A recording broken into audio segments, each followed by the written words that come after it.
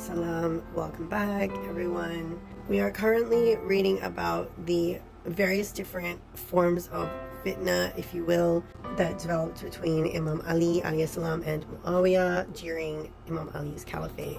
So first came the Battle of Siffin, and then after that came the blunder of Teim. Well, Teim occurred during the Battle of Siffin. Teim was the arbitration that occurred when Muawiyah asked for a truce after a day of battle during the Battle of Siffin. So Teim means the arbitration. There was an arbitration between the two delegates from the two warring sides during the Battle of Siffin, Muawiyah's side and Imam Ali's side. Muawiyah chose Amr ibn al-As as his delegate, and Imam Ali wished to appoint one of his close companions, but mutiny in his camp pressured him to send Abu Musa al-Ash'ari as the delegate. Ibn al-As, Muawiyah's delegate, and al-Ash'ari, Imam Ali's delegate, met for the arbitration, and after a long negotiation came to a conclusion that both Imam Ali and Muawiyah should be removed from power and that the Muslims should be free to choose a new leader. Al-Ash'ari got on the pulpit, announced this decision, and called Ibn al-As to confirm the decision. However, when Ibn al-As got on the pulpit, he declared that they have agreed to remove Imam Ali, but that Muawiyah is the rightful ruler. The trickery of Ibn al-As was evident to all who were present, and the arbitration served only to inflame the civil war rather than to end it. The event of Teim gave rise to the Kharijites, which were a group of Muslims who believed that both Imam Ali and Muawiyah should be removed because their decision to appoint arbiters to decide this dispute went against established tradition. The Kharijites amassed an army and prepared to attack Imam Ali alayhi salam. The armies met at Nahrawan in modern-day Iraq.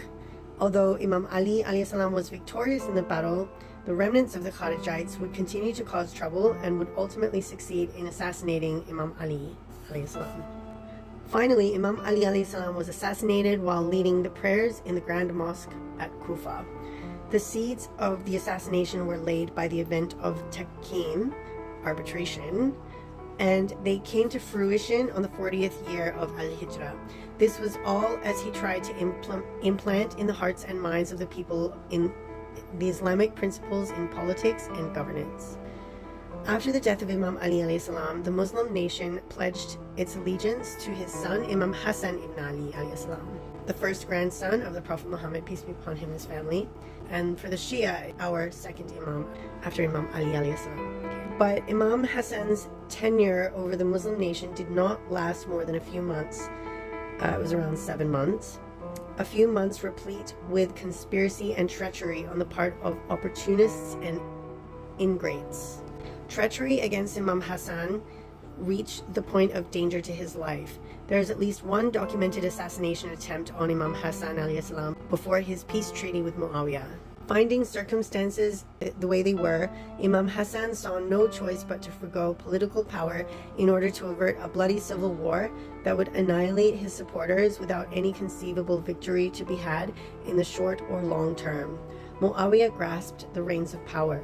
The instruments of political dominance converged in his hands. His underlings gathered allegiances to legitimize his rule.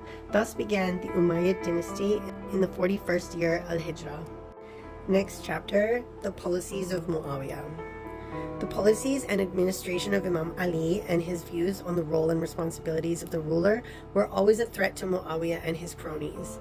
What made these ideas truly dangerous was the fact that they were not merely ideal principles. Rather, they were implemented with complete loyalty and dedication in the near past. That is why Muawiyah continued to battle with these principles. He attempted to divert the nation away from these principles and impress in it the opposing ideas that would strengthen his tyrannical rule.